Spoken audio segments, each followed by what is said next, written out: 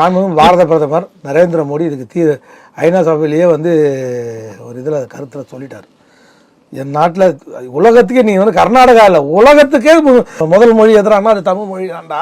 உங்களுக்கு எல்லாத்தையும் அது செம்மொழி தமிழ் மொழி தான். அது எங்கள் தமிழ்நாட்டு இந்தியாவில் தமிழ்நாட்டில் இருக்கிற பாரத பிரதமர் மிக தெளிவாக அழுத்தம் திருத்தமாக சொல்லியிருக்காரு.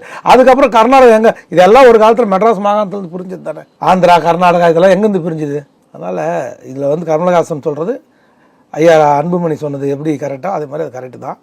இருந்தாலும் ஒரு விஷயத்த சொல்கிறேன். ஆனால் திமுக செய்தது தப்பு. அந்த விஷயத்தில் வை கோபால்சாமி எந்த பெரிய பார்லிமெண்ட்டு சரிக்கு அப்புறம் எனக்கு தெரிஞ்சு வை கோபால்சாமி மாதிரி பார்லிமெண்ட்டில் பேசக்கூடிய ஆட்களே இல்லை.